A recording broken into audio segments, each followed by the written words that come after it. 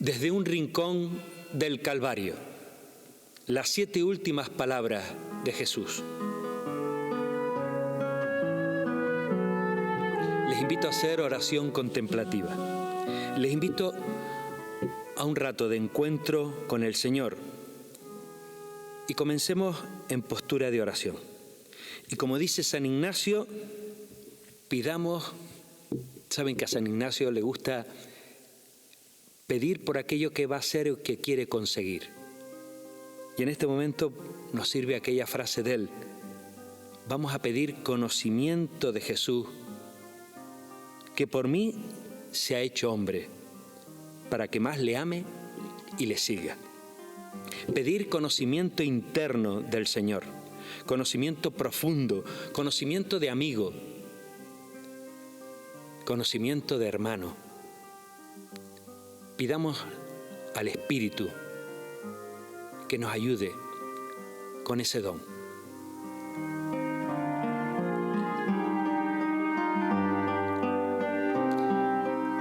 Siguiendo a Ignacio en la oración contemplativa, nos colocamos en un lugar en el Calvario, en un rincón, a observar, a escuchar, a sentir. Hoy, después de 2000 años, podemos estar allí. Ve componiendo la escena. Lo más importante es que quieras estar allí para no perder detalle, para mirar a los ojos, para que me llegue su mirada, para que salpique su sangre y experimente hasta dónde llega un Dios enamorado de la humanidad. Señor, yo estoy aquí y quiero estar aquí.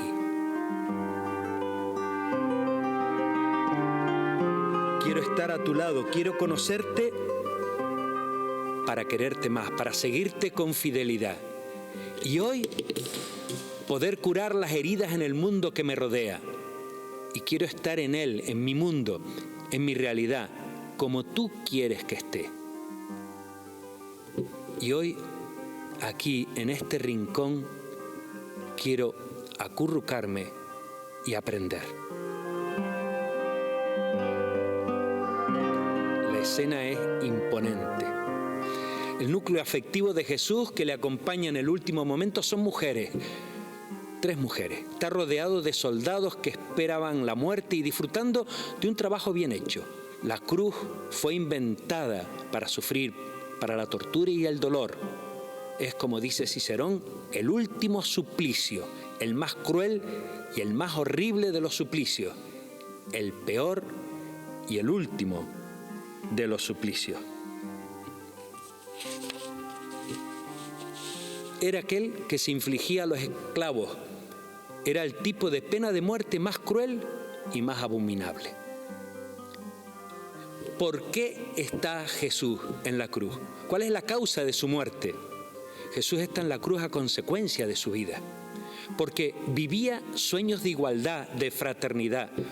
Se acercaba a toda la gente sin prejuicios, creía en las personas y las consideraba más importantes que las leyes, más importante que la ley.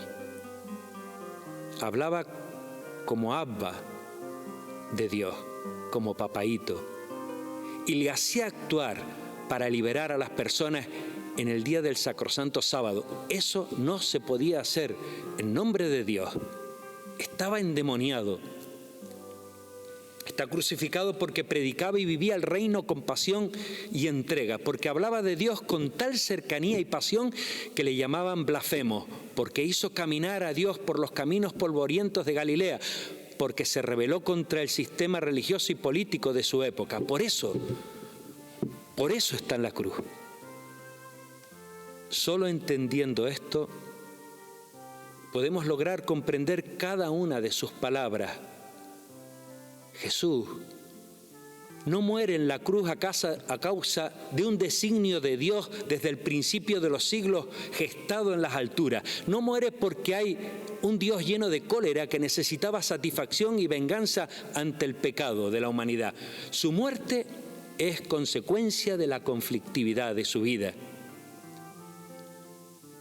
Su muerte era entrega por el reino del Abba, el reino del Padre, por su pasión, por hacer la voluntad del Padre. Muere al servicio del reino del Abba y al servicio de la humanidad que gracias a Él no está perdida. Hay huella.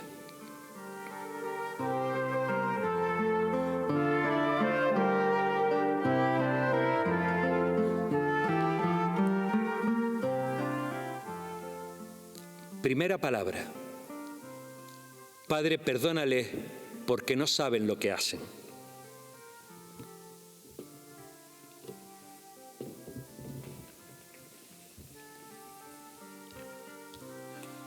Cuando llegaron a un lugar llamado La Calavera, crucificaron allí a Jesús y también a los malhechores, uno a la derecha y otro a la izquierda. Jesús decía: Padre, perdónales porque no saben lo que hacen.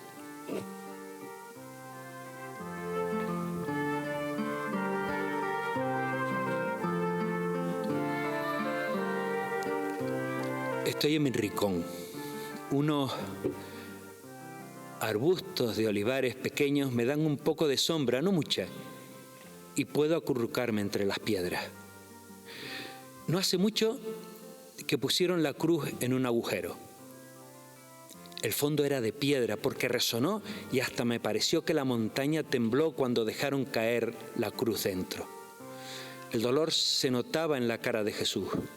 Ellos gritaban, otros se reían y burlaban, algunos le daban golpes para ver si no había perdido el conocimiento. Un grupo de judíos, algunos fariseos y escribas estaban observando la escena y le gritaban y se reían. Haz milagros ahora. ¿Cuándo vas a tirar el templo? No tienes mucho tiempo. ¿Ves lo que te pasa por blasfemo? Los soldados se reían de la corona y de los judíos. Ahí tienen a su rey y le hacían reverencias como cuando estaba azotándole, cuando le azotaban. Ahora estaba completamente desnudo y su cuerpo era una llaga. Ahora no es nadie. Toda su vida está bajo sospecha. Le han quitado la ropa, le han quitado la credibilidad. Y en medio de burlas e improperio, en medio de gritos y de gente morbosa que disfruta con el dolor, en medio de los que se ríen de su desnudez, de su corona y títulos, se oye una voz que resuena nueva, imponente. Padre, perdónales porque no saben lo que hacen. Paren, escuchen. ¿Qué ha dicho? Padre, perdónales porque no saben lo que hacen. No es posible entender este mensaje de Jesús, sino desde la coherencia de su vida, desde su honestidad, desde su ejemplaridad, que nacía del fondo de su espíritu, que es lo último que entrega al Padre, como veremos. Después de las bienaventuranzas, Jesús decía en ese maravilloso capítulo 5 de Mateo: han oído que se dijo, ojo por ojo y diente por diente. Pero yo les digo que no se enfrenten al que les hace mal. Al contrario, a quien te abofetea en la mejilla derecha, preséntale la otra. Han oído que se dijo, ama a tu prójimo y odia a tu enemigo. Pero yo les digo, amen a sus enemigos y oren por aquellos que les persiguen. Así serán dignos hijos de su Padre del cielo. Esta es su palabra en el monte de las bienaventuranzas. Y ahora, en el monte del Calvario, escucho: Padre, perdónales porque no saben lo que hacen. Es el perdón más grande y más puro que puede existir. Al oírlo me arrugo, me avergüenzo. Frente a nuestra frase de perdón, perdono, pero no olvido. Tú perdona, pero siéntate en la puerta de tu casa y verás el cadáver de tu enemigo pasar. Tú tranquilo, tranquila, que Dios está arriba. Dios castiga, pero sin piedra ni palo. Cuando nos dañan, cuando vemos casos de injusticia que hacen sufrir a las personas que queremos, nos rebelamos. Nos brota una pulsión de indignación. Nos sale ese deseo íntimo, comprensible de justicia, ya que yo no puedo vengarme, deseo en lo más profundo de mi ser que lo haga la vida, que lo hagan otros, que lo haga Dios, pero que se haga, para poder decir al final, y mira lo que le ha pasado ahora. Jesús ordena a Dios, a su Padre, que sufre el dolor del Hijo, no los toque. Están perdonados. Con fuerza y pasión, con convicción, Jesús perdona y le exige a Dios, su Padre, que ni Él les haga justicia. No los toque. ¿Puede existir un perdón mayor? Ahora, en ese rincón en el que estás, en el que estoy, le has dicho a Dios que estabas ahí. En ese rincón, siéntete, Padre de Jesús. Ponte en su lugar, contempla la escena y escucha. Tu Hijo te pide que tú también les perdones, porque no saben lo que hacen. ¿Seguro que no saben lo que hacen? ¿Estás seguro?, dirías tú, y lloras ante la impotencia y el dolor de tu Hijo y ante su generosidad sin límite. Este es el plus, el más que aportamos los cristianos en nuestra vida cotidiana, en nuestras relaciones familiares, en el barrio, en nuestras relaciones laborales, en nuestras luchas sindicales, en nuestros conflictos de todo tipo.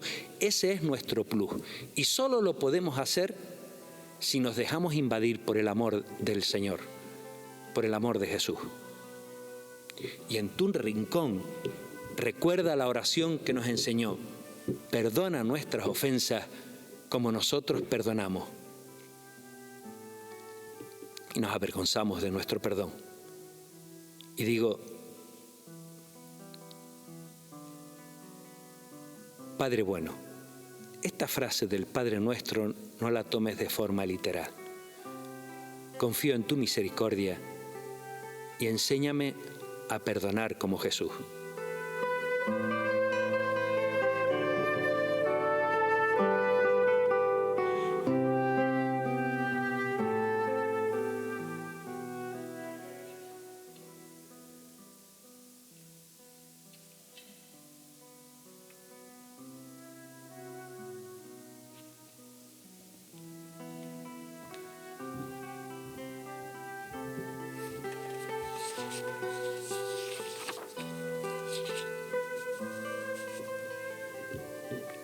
Segunda palabra. Yo te aseguro, hoy estarás conmigo en el paraíso.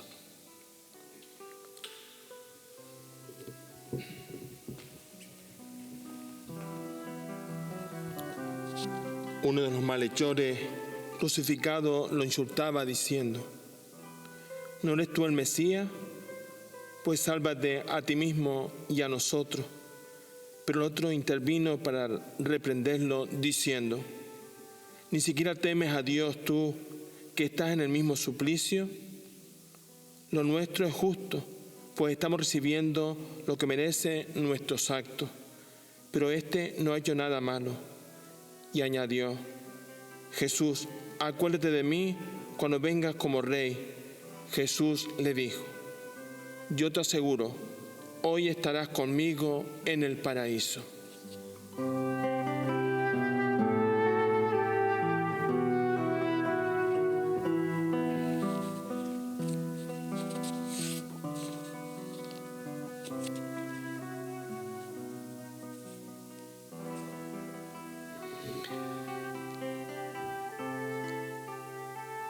Todo sucede con cierta lentitud.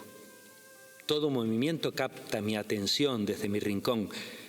La indiferencia de los soldados que en pequeños grupos se juntan y juegan a la suerte, se reparten las ropas.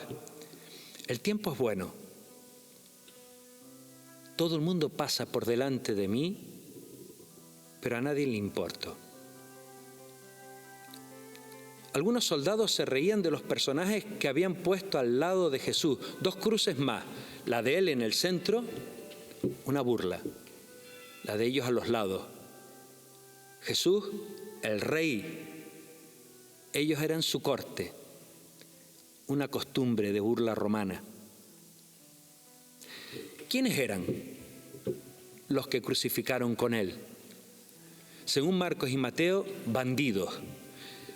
Flavio Josefo, historiador judío, decía: una nueva especie de bandidos surgió en Jerusalén, los sicarios. Es decir, a los judíos que se sublevaban contra Roma se les llamaban bandidos. Por lo tanto, los bandidos crucificados con Jesús no eran simples ladrones o grandes ladrones, sino agitadores sociales, subversivos. Jesús fue considerado también un revolucionario, un insurrecto, un rebelde, un agitador social, un subversivo. El Evangelio deja abundante rastro de ese concepto que se tenía de Jesús y que en su muerte aparece claro. Era una forma de justificar el estar en su contra, era una forma de descalificarlo. La acusación política suele utilizarse sobre todo para descalificar la palabra profética. La crucifixión era un castigo que los romanos aplicaban únicamente a los rebeldes políticos, a los revolucionarios sociales y a los subversivos. Tenemos que decir que la condena de Jesús no solo fue religiosa, por blasfemo, e ir contra la institución judía del sábado y el templo, fue también una condena política. Y el letrero que había puesto en la cruz así lo indicaba: Rey de los judíos. El estilo de muerte y con quien lo crucificaron también lo indica. Lo que podemos decir es que aquellos dos se notaban que conocían a Jesús. Los discípulos huyeron, lograron escapar, pero a estos seguramente los cogieron. Uno era de los que estaba con Jesús porque pensaba que realmente iba a ser rey y podía sacar algún rédito, algún pellizco. Pero al estar allí se dio cuenta que había fracasado y frustrado jugaba a adular a los que insultaban a Jesús. El otro se estaba dando cuenta que lo del reino era de otra manera. E igual que el centurión, empezaba a ver detrás de aquel hombre que ya no lo parecía, detrás de aquel manojo de sangre y dolor, había alguien más. La cruz es signo de fracaso. Unos se dispersan y otros se burlan, están decepcionados. La cruz a muy pocos les hace comprender el misterio de aquel hombre varón de dolores. Solo un centurión que al verle morir exclama: verdaderamente este es el Hijo de Dios, y un discípulo de esos que le seguían alguna vez y le conocía, que ni tiene nombre, pero que está colgado a su lado. Él empezaba también a entender. Había un cartel invisible colgado al cuello de Jesús que decía: fracasado. Y observaba la discusión entre los dos acompañantes de Jesús. Él parecía ausente y serenamente mostraba señales indudables de un profundo dolor. No tenía fuerzas para colocarse y poder respirar mejor. Todo era un sufrimiento. De pronto, el que defiende a Jesús levanta la voz y le llama por su nombre. Nunca lo habíamos visto eso en el Evangelio. Le llama Jesús y le pide: acuérdate de mí cuando vengas como rey. No le veía como un fracasado, vio en él alguien de quien se podía esperar salvación, alguien de quien podía esperar esperanza. Pero lo más impactante es que Jesús contesta. Jesús tomó con mucha dificultad aire, intentó mirarle y le dice: yo te aseguro que hoy estarás conmigo en el paraíso. Jesús no está pendiente de su dolor, aunque lo pareciera. Él es el hombre para los demás. Tiene una palabra de esperanza para quienes le escuchan. Recuerdo aquella señora que un día, saliendo yo del centro de salud con un dolor que me doblaba, marchaba a casa y me pregunta que qué me pasaba. Cuando comienzo a decirle, casi me interrumpe y me dice, pues mire que yo, y comenzó a contarme sus males y sus enfermedades. Pues mire que yo, solo le importaba su dolor. El mío le justificaba hablar del de ella. Pero recuerdo de forma admirable una mujer joven, Adelaida. La fui a ver al hospital por la tarde-noche. Estaba en los últimos momentos, estaba consciente. Me acerco, me sonríe, le cogí de la mano y mi sorpresa fue que me mira y me pregunta por el centro de drogodependencia, cuántas personas atendíamos, cómo lo estábamos pasando económicamente. Y yo le contaba, emocionado, intentando mantener el tipo. Me escuchaba atentamente y me apretaba la mano suavemente. No tenía casi fuerza. No llegó al día siguiente. Aquella muerte fue como la de Jesús. La muerte de Jesús nos enseña que no podemos utilizar el dolor propio. No podemos mendigar con nuestro dolor. El dolor propio nos tiene que generar empatía ante el dolor de los demás. Jesús se sentía solo, abandonado, burlado, con todo lo que había hecho y dicho. Y solo 3 mujeres y un condenado como él estaban a su lado. Y tiene tiempo para dar esperanza, confianza, fuerza al que está a su lado. Hoy estarás conmigo en el paraíso. Él siempre está. Este crucificado es una aportación a la ética del dolor, la no utilización del dolor propio para justificarnos o para olvidar el de los demás, pero tampoco la utilización del dolor de los demás. Solo le faltó decir aquello de tu fe te ha salvado que tantas veces había dicho, dándole protagonismo a aquel que sufría y a aquel que se sentía curado y salvado. No usaba tampoco el dolor de los demás para su prestigio.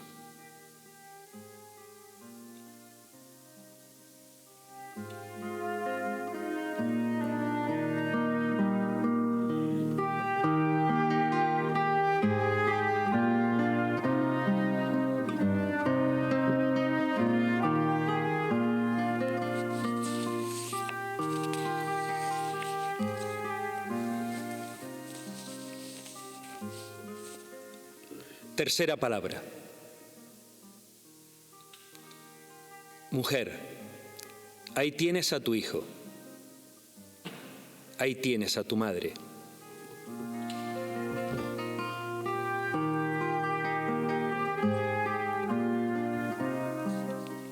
Junto a la cruz estaban su madre, la hermana de su madre, María la mujer de Cleofás y María Magdalena. Jesús, al ver a su madre junto a ella, al discípulo a quien tanto amaba, dijo a su madre, mujer, ahí tienes a tu hijo. Y luego dice al discípulo, ahí tienes a tu madre. Y desde aquel momento el discípulo la recibió como suya.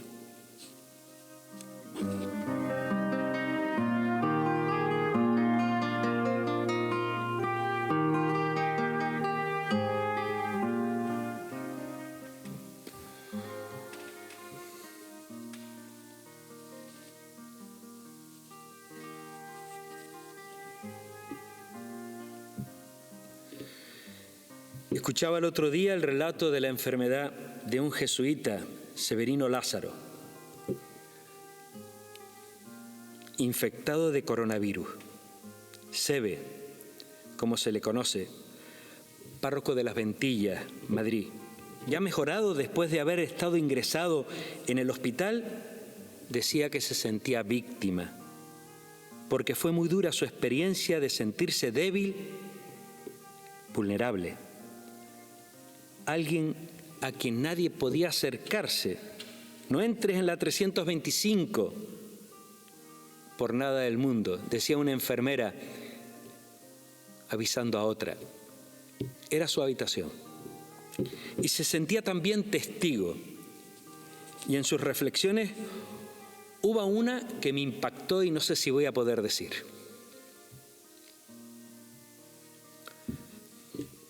Su madre le contó que cuando se enteró que estaba ingresado en el hospital, le pidió a su hermano que le acompañara a la iglesia a rezar. Y ahora sigo el relato como lo cuenta él, como lo cuenta Sebe.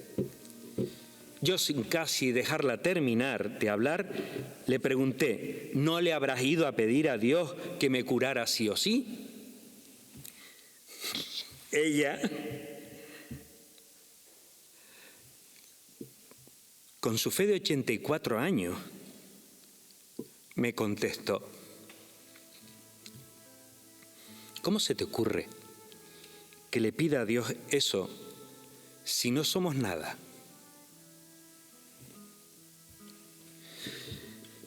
Le dije que te curara si convenía,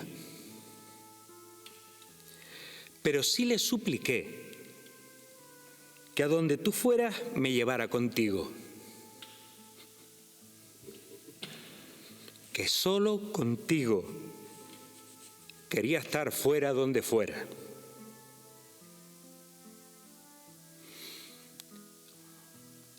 Siento en estos días, continúa Sebe, que allí empezó mi mejoría, allí dentro de mí, donde solo existía el virus y la soledad que le acompañaba, de repente sentí que más dentro incluso y saltándose todos los protocolos, se había metido el amor incondicional de mi madre. Qué bueno que en esta pandemia nos esté poniendo cerca de lo incondicional de la vida, que es la muerte, pero también que es el amor.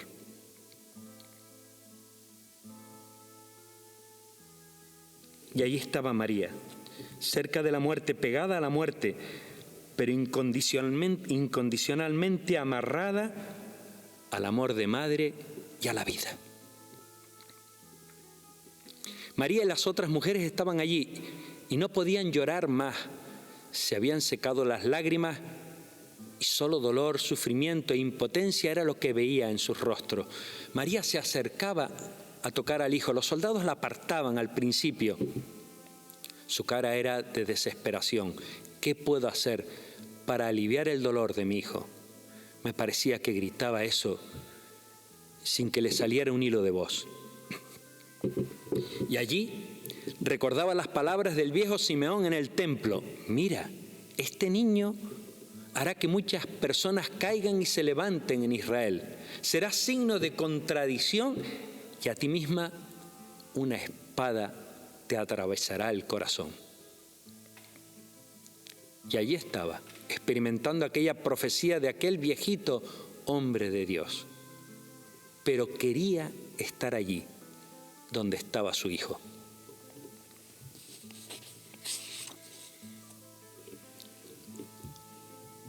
Mujeres que rezan, que oran, mujeres que cuidan en la cruz. ¿Cuántas cruces? Que les toca a tantas mujeres por el hecho de ser mujer en un mundo donde el poder del patriarcado sigue presente. Muchas que aguantan cruces por un intenso amor, que entregan su vulnerabilidad para cuidar, y ahí están, en la cruz de la injusticia y de la impotencia. Jesús no está solo, está acompañado de mujeres valientes que cuidan, que cargan con el peso del dolor y la impotencia, como siempre, así, allí, las mujeres. Al final Jesús regala a su madre, para que sea madre de otra gente con cruces, madre cuidadora.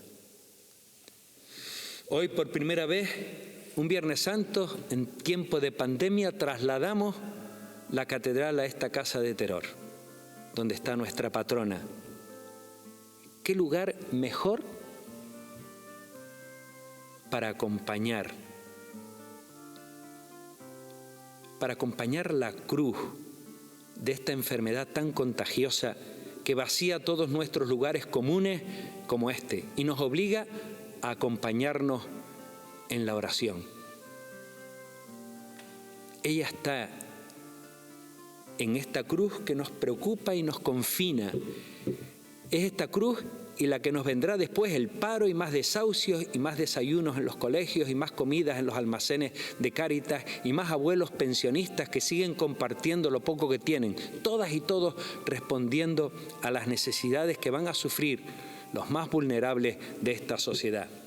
Otra vez a empezar a reconstruirnos y queremos seguir atendiendo en la cruz y cuando bajen también, como lo hacía María, como lo hacías tú. El santuario es un lugar de cruces. Está lleno de caminantes que regalan cansados cada paso del camino. Personas que llegan llenas de plegarias y lágrimas, llenas de gritos ahogados en la garganta, de súplicas. Cuántas miradas ansiosas y deseosas de escucha y consuelo. Cuántas personas han sentido aquí el consuelo de su mirada. María, sigue cerca de cruces y así seguirás. Sigues también para enseñarnos a acompañar, enseñarnos a todos y a todas a ser mujer y a ser persona, para enseñarnos a ser cristianos, a ser seguidores de Jesús, a escuchar la palabra y ponerla en práctica. María, estás aquí para que aprendamos a dejarnos preñar por los sueños de Dios, que es Jesús, que es la vida, y salir corriendo después a cuidar, sanar, defender y hacer un mundo nuevo, para enseñarnos a ser profetas y defensores de los empobrecidos. Eres la madre de esta iglesia que quiere aprender contigo a ser madre y a estar en la cruz. Y Juan, en nombre de todos y todas te acoge. Te hemos acogido sin dudarlo. Eres la iglesia junto a la cruz. Al entregar la madre al discípulo amado, nos la ha entregado a cada uno de nosotros. Y me gustaría decirte de todo corazón lo que José, un hombre joven de mi barrio, muerto hace unos días, le escribió a su madre Expedita, que murió unos días después. A ti, mejor que escribirte cosas, porque son tantas las que tendría que decirte, mejor que escribirte es vivirte.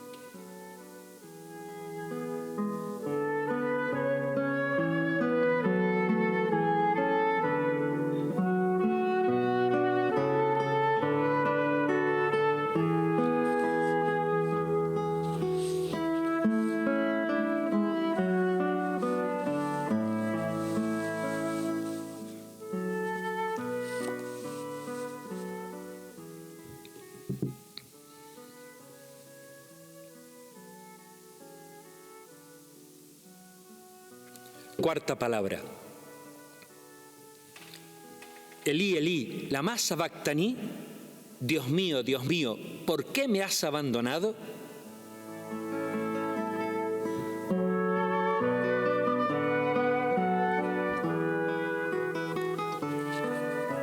Desde el mediodía, toda la región se cubrió de tinieblas hasta las 3 de la tarde. A esa hora Jesús gritó con fuerte voz, Elí, Elí, lema sabactani. Esto es, Dios mío, ¿por qué me has abandonado? Algunos de los que estaban allí, al oírlo, decían: está llamando a Elías.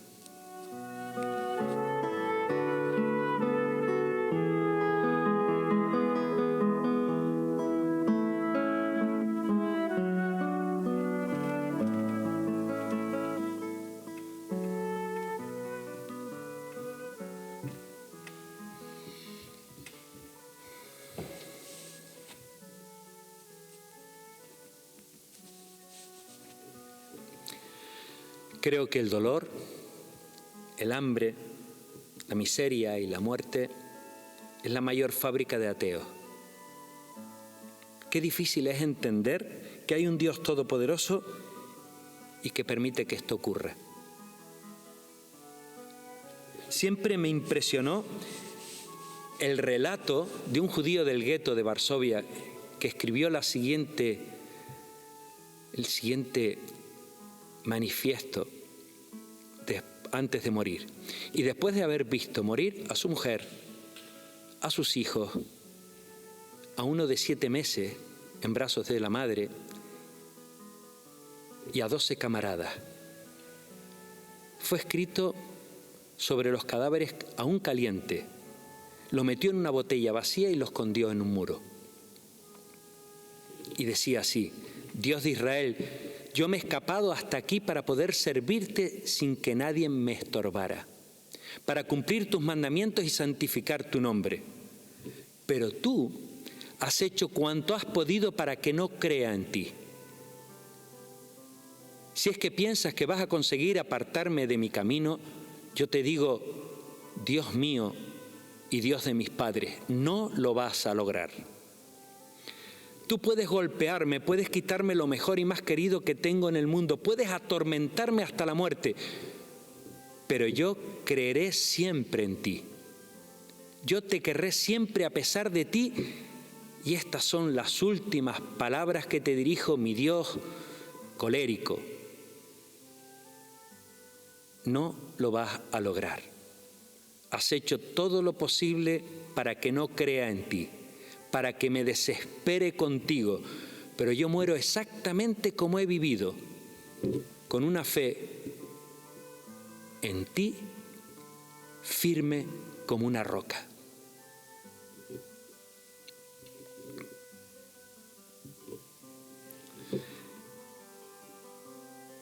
Se oía el murmullo de los distintos grupos de curiosos, los soldados, algunas risas y algún grito de los que jugaban en el suelo con unas rayas que trazaban y unas piedras.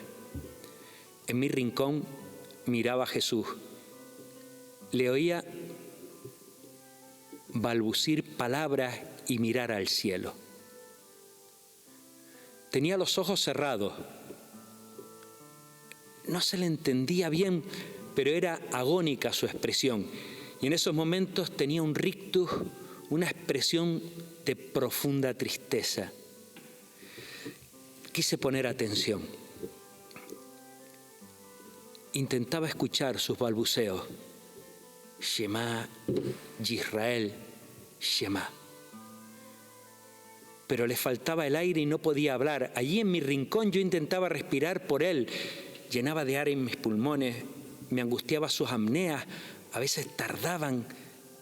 De pronto cogía aire de nuevo con una gran expresión de dolor e intentaba seguir diciendo Elohenu, Yahvé, Ejad. Era la oración judía que hacían con los ojos tapados y reconocían a Yahvé como el único importante, lo más importante en la vida de un judío. Pero de pronto abre los ojos y grita en arameo, en su lengua, en la lengua de su pueblo: Elí, Elí, lama sabactaní. Dios mío, ¿por qué me has abandonado? Y se derrumba agotado. Se hizo uno de los nuestros y experimentaba lo que tantas veces hemos visto. Tanta gente que ante el dolor y el sufrimiento siente que Dios está lejos, que no le escucha. Me siento como dentro de una caja de corcho, gritando a Dios, y todo se queda dentro. Jesús se hizo uno de los nuestros y experimentaba lo que tantas veces hemos visto, tanta gente que ante el dolor y el sufrimiento siente que Dios no está, que está lejos, que no le escucha. Jesús se hizo uno de los nuestros hasta el final. No tenía cartas escondidas. Experimentó, a pesar de su intensa relación con el Padre, de sus horas de oración cada día, de su intimidad total y absoluta, su abandono hasta lo absoluto, hasta enseñarnos su total fiabilidad. Miren los lirios del campo, y Dios los cuida. No caerá un cabello de sus cabezas sin que Él lo permita. Y si piden al Padre algo, Él se los dará. Sí. Pero Él experimentó también la noche oscura y su ausencia y su lejanía, como todos los creyentes y como muchos no creyentes. Pidió a Dios en el Getsemaní que pasara su cáliz, pero que se hiciera su voluntad. Se hizo uno de los nuestros hasta experimentar la duda y la oscuridad. Que nadie me diga que el Dios en quien creemos es indiferente al dolor. Él mismo ha recorrido el camino del dolor. Pero hay un dolor más grande que el dolor físico. Hay un dolor más profundo. A Jesús le condena no la maldad de los malos, sino la bondad de los buenos. Le condenan los buenos, los religiosos, los defensores de Dios. Le condena el templo y la ley. Le condenan en nombre de Dios a quien rezaba la Shema, a quien parece que le deja solo y desaparece. Experimentó no solo al Dios que no le bajaba de la cruz, sino que no le miraba, que no le escuchaba.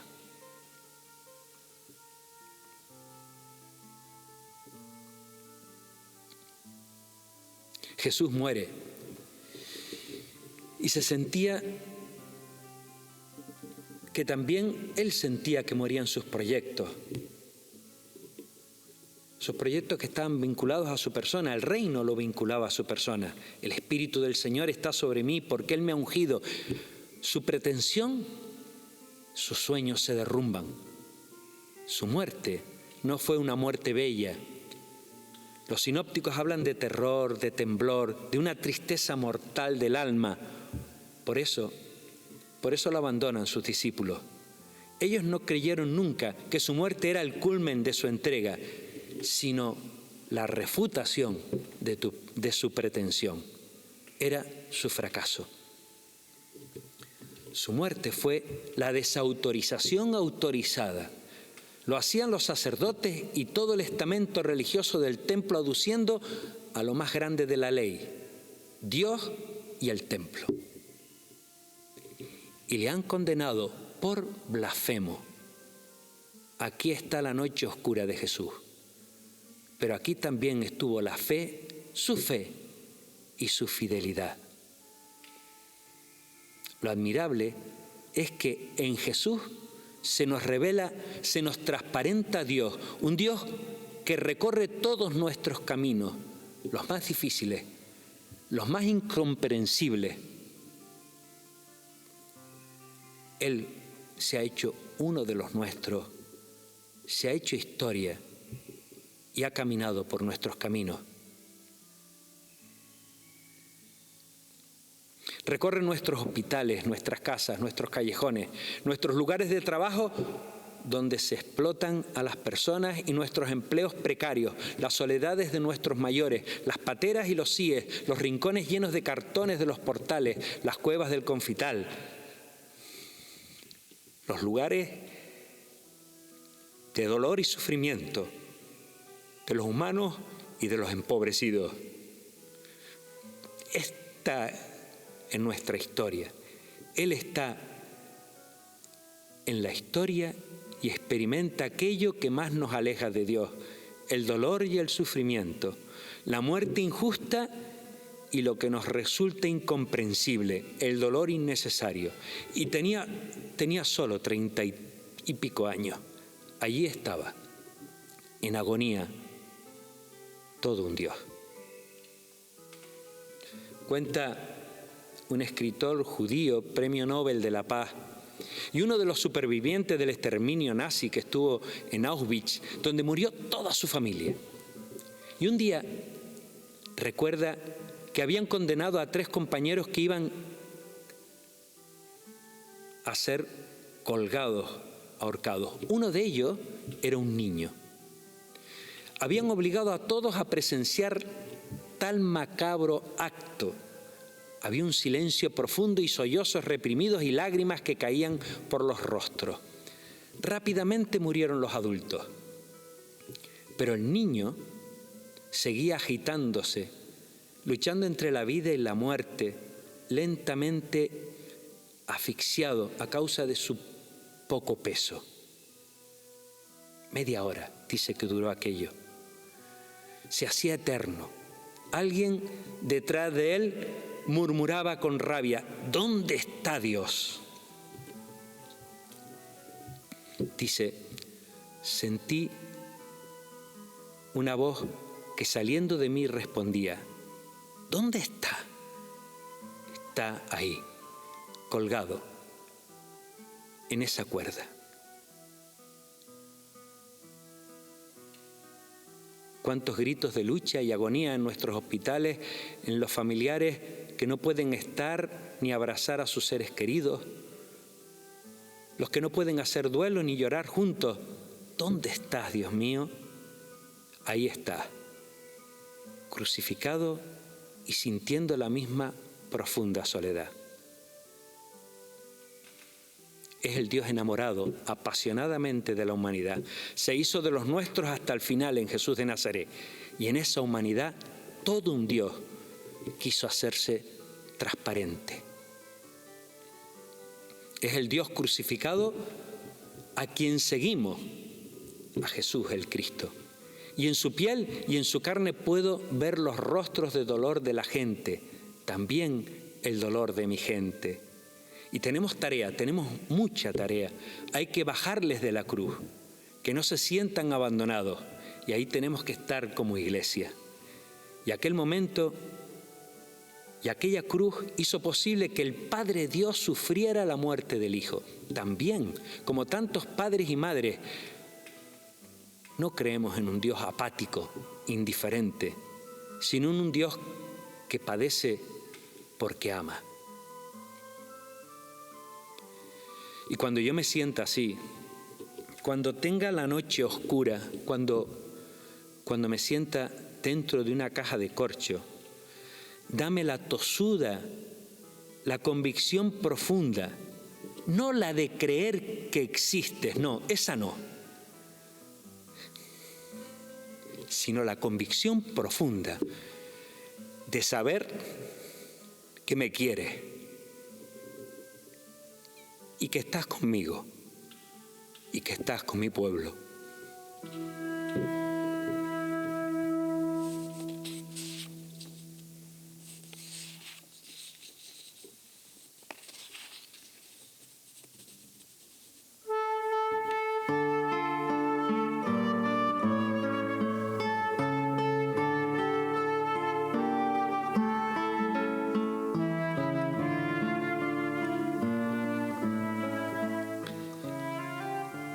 Quinta palabra. Tengo sed.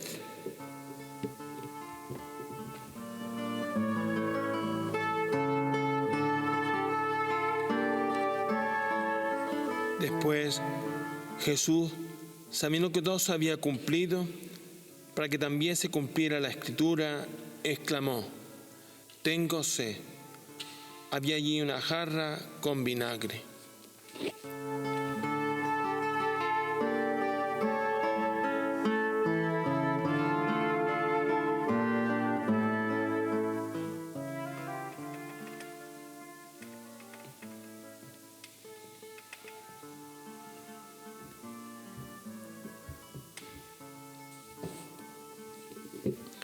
Todavía impactado con la frase angustiosa de Jesús en mi rincón del Calvario, en aquella terrible soledad que también me invade a mí, esa soledad profunda en la que nos coloca el decidir estar en un lugar donde quieres entender el dolor, quieres compartirlo, pero no tienes palabras y a veces no encuentras mirada. Seguía escuchando a Jesús respirar con mucha dificultad y miraba a la gente, sobre todo a los soldados y judíos que allí estaban entre risas y juegos. Y se oyó una voz clara: tengo sed. Rápidamente me recordó aquel brocal del pozo de Jacob en el diálogo con la samaritana, todo un diálogo profundo que sale de la sed de Jesús. Dame de beber, le dice.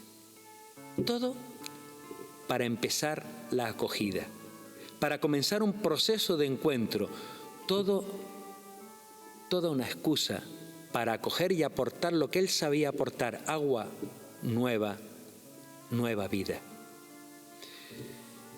En un momento, en el gesto más sublime, le habían pedido al Padre el perdón para los que cruelmente le torturaban y acababan con su vida. Ahora quería acoger, era una oportunidad para comenzar de nuevo.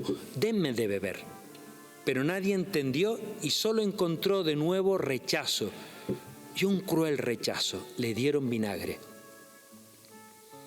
En Jesús se manifiesta la pasión constante de Dios por relacionarse con nosotros, su tosudo interés porque entremos en su proyecto y nos hagamos cómplices de sus sueños. Tengo sed. Toda su vida era pasión por hacer la voluntad del Padre y que su reino se hiciera realidad. Tenía sed del reino, de que nos entusiasmáramos con las bienaventuranzas, que fuéramos contraculturales con el perdón. Tenía sed de fraternidad, de justicia, de un mundo de igualdad. Tenía sed de amor por los más empobrecidos, hasta llegar a decir que en ellos les seguiríamos reconociendo, porque tuve hambre y me dieron de comer, tuve sed, me dieron de beber. Todo un Dios que quiere que le reconozcamos en el pan, pero en el pan partido. Y la cruz es el signo culmen del pan partido. Que le reconozcamos cuando estemos juntos y vivamos la fraternidad. Y esto nos lo pide un crucificado. Tengo sed, escucho, y ahora yo no podía darle agua. Lo que le pedía era tener su sed. Quiero compartir su sed, invertir mi vida para que otras personas tengan agua viva, invertir mi vida para que mucha gente sienta que tú sigues en nuestra historia, apasionado por un mundo nuevo, porque contigo otro mundo es posible. Y la samaritana comenzó a hablar de él en el pueblo como misionera, por una conversación que comenzó porque Jesús tenía sed. Nunca sabremos si la samaritana le dio agua o no. Da lo mismo. Ese no era el problema que Jesús tenía. Esa no era su sed. Su sed era que aquella mujer experimentara que el encuentro con él le iba a cambiar la vida. Y así fue. Y ella tenía que contarlo. Y entonces fue una misionera ejemplar. Para descubrir qué sed tengo, tenemos que mirar en qué invierto mi vida, mi tiempo. Preguntarnos cada uno cuál es nuestra pasión. Vinagre le llevaron y bebió porque seguía confiando. Admirable, siempre olvidado de sí mismo. Su sed es esperanza para el encuentro.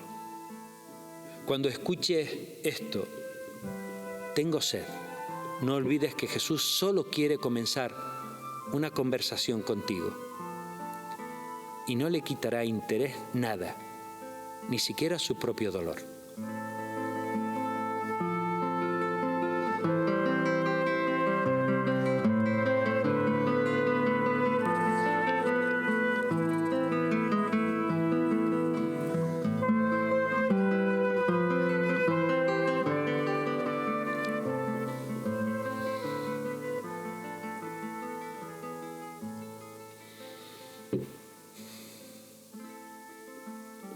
Sexta palabra. Todo está cumplido.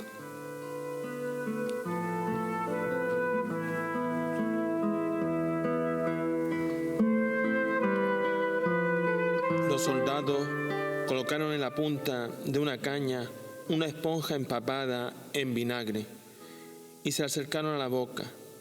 Jesús probó el vinagre y dijo: todo está cumplido.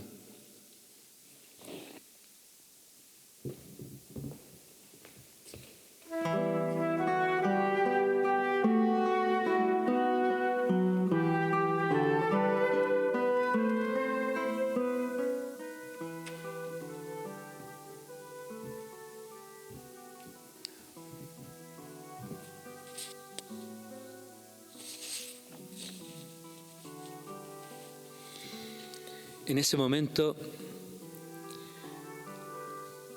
me hubiera gustado decirle, como lo he tenido que hacer con algunas personas que he acompañado a morir, cuando uno ve esa respiración con largas apneas y como no queriendo abandonar la vida, tomar aire, los ojos se abren y se cierran, me hubiera gustado decirle: relájate, descansa, estate tranquilo, nosotros estamos bien, déjate abrazar por Dios Padre. Y a Jesús le quería decir algo más. Te hemos entendido. Vamos a seguir tu sueño con tu reino. Descansa. No hacía falta. Él sabía cuándo tenía que terminar y abandonarse. Tenía que tomar vinagre.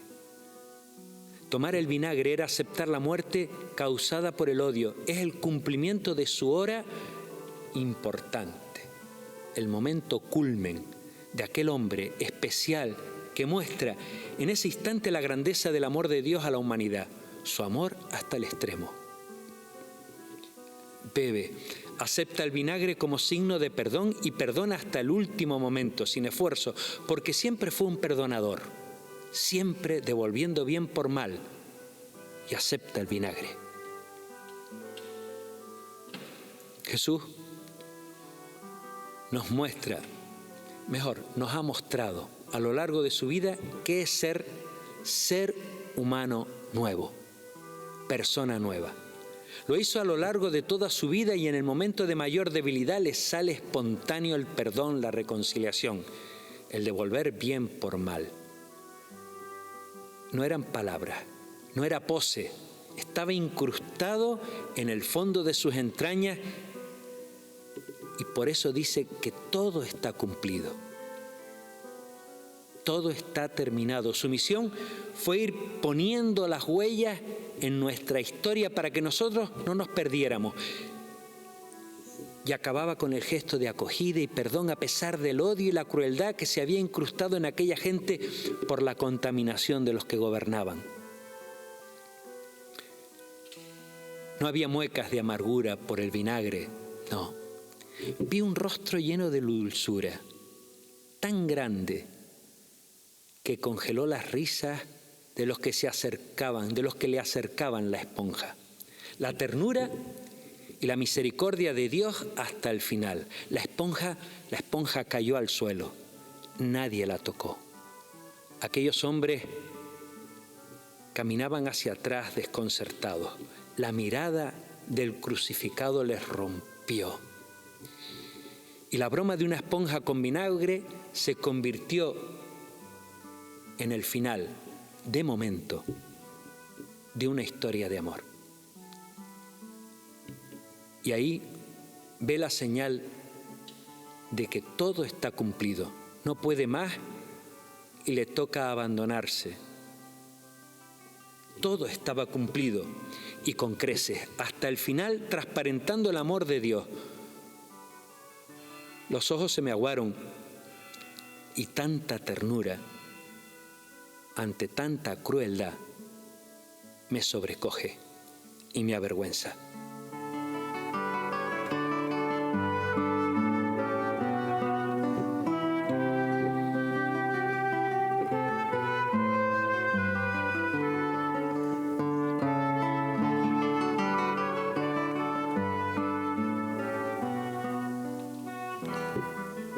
Séptima palabra. Padre, en tus manos encomiendo mi espíritu.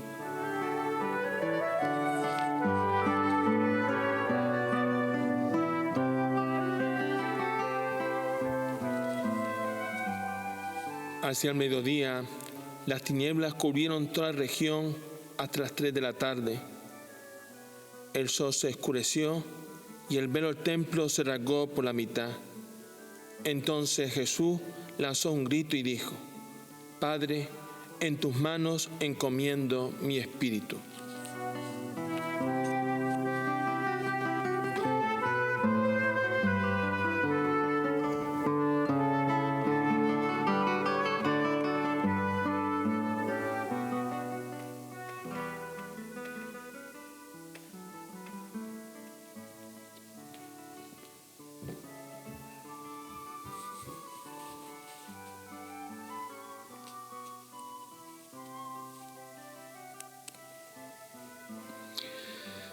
Ya todo estaba cumplido, me faltaba algo,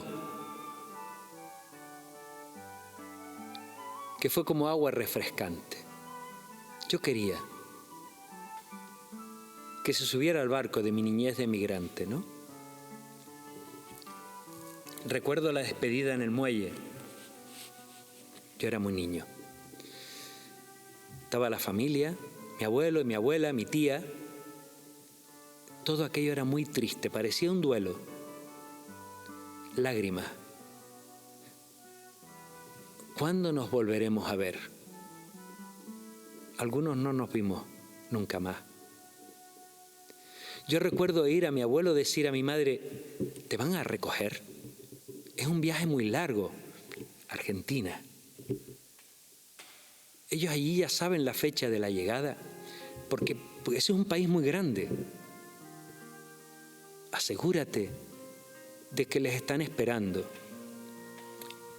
En el fondo, lo que les preocupaba a los que quedaban aquí era que no encontráramos un muelle vacío, que no hubiera abrazos y acogida al final de aquel largo trayecto que la necesidad de emigrar nos llevaba a mi madre, a mi hermano y a mí.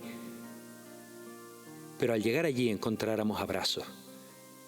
Les angustiaba que encontráramos soledad. ¿Qué cartas de recomendaciones se hacían en aquella época? Cuando alguien marchaba y había una carta que decía: acógeles, atiéndeles, es lo mejor que tenemos en casa, cuídales, facilítale el camino, que Dios te lo pagará. Era importante que alguien te diera un abrazo al llegar. Pero todavía me resonaba aquel grito de Jesús: Dios mío, ¿por qué me has abandonado?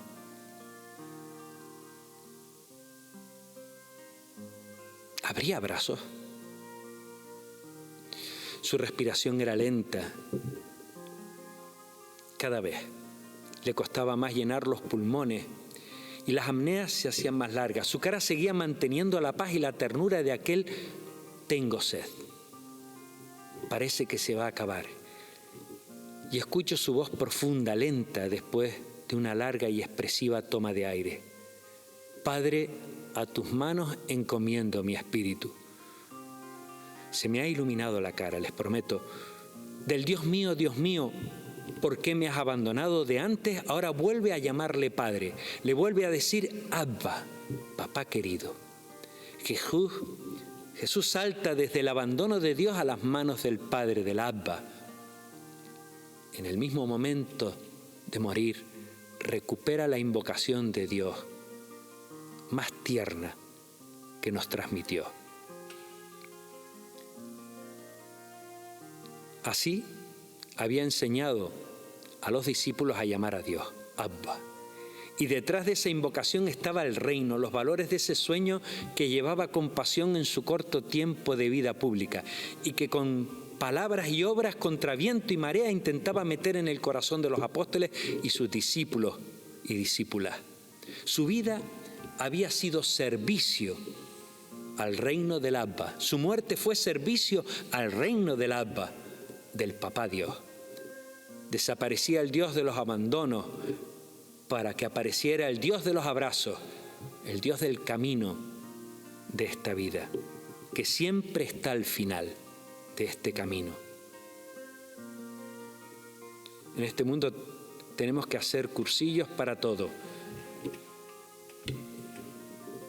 desde manipular los alimentos, cursos para dar a luz, hay escuelas de padres, pero para aprender a morir, tenemos también que aprender a morir. Jesús también es maestro en esto. Todas sus palabras no solo nos enseñan a vivir, también nos enseñan a morir, y hay que aprender a hacerlo. Recuerdo una historia entrañable que me contaron cuando yo era muy joven y que no la he podido olvidar. Era la de un hombre enfermo, mayor, que tenía al lado de su cama una silla. El sacerdote que fue a verlo le preguntaba qué hacía aquella silla allí. Y él le dijo que allí estaba Jesús y que aprovechaba para hablar con él. Un día, la hija de este anciano fue a ver al sacerdote y le dice que su padre había muerto. Lo dejé solo durante un par de horas.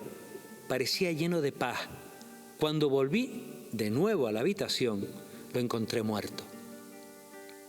Pero noté algo raro. Su cabeza no reposaba sobre la almohada de su cama, sino sobre la silla que siempre estaba colocada junto a la cama, y sonreía. Morir en el abandono de Dios Padre, morir confiando en el Dios Padre de la ternura y misericordia es todo un regalo que hay que pedir. Morir en el regazo del de la parábola del hijo pródigo, mejor llamar la parábola del Padre bueno. El hijo arrepentido que llega con su discurso aprendido, el padre que corre a abrazarlo. No era normal que un patriarca de Israel saliera corriendo a abrazar y a besar a un hijo, eso lo hacían las madres. Pero aquel hombre salió corriendo y abrazaba y besaba a su hijo y le interrumpía su discurso largamente preparado. Es que nosotros creemos en el Dios Padre Madre, en el Dios de los abrazos al final de la vida, y eso lo sabía Jesús.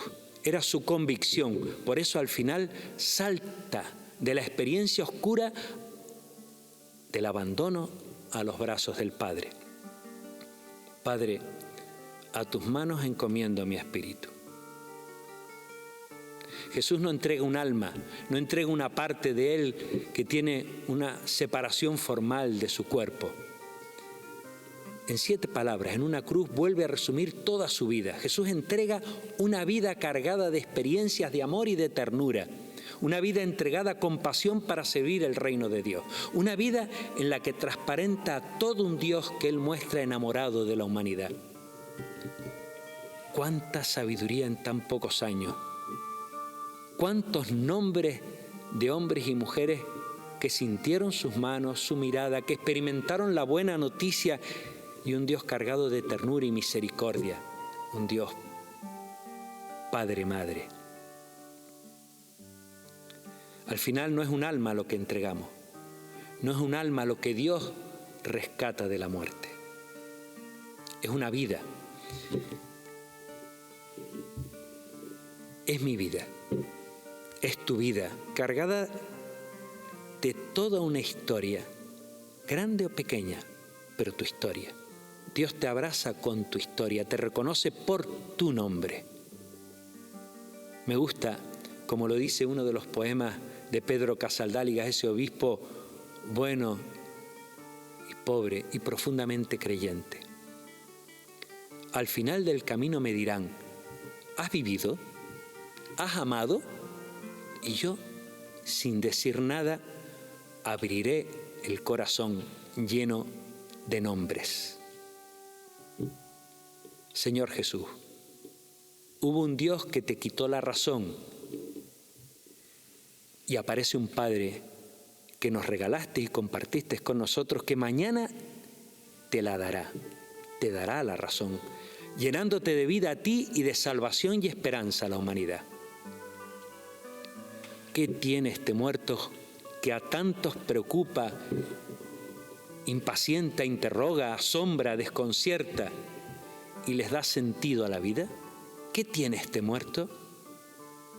Que vive. Y en este rincón, todo lo que he aprendido del Maestro Jesús es a vivir apasionadamente este regalo de la vida, esta vida que me ha regalado y que me ha dado, y compartirla para que otros y otras puedan vivir con dignidad, para que otros y otras más le amen y le sigan, como decía San Ignacio.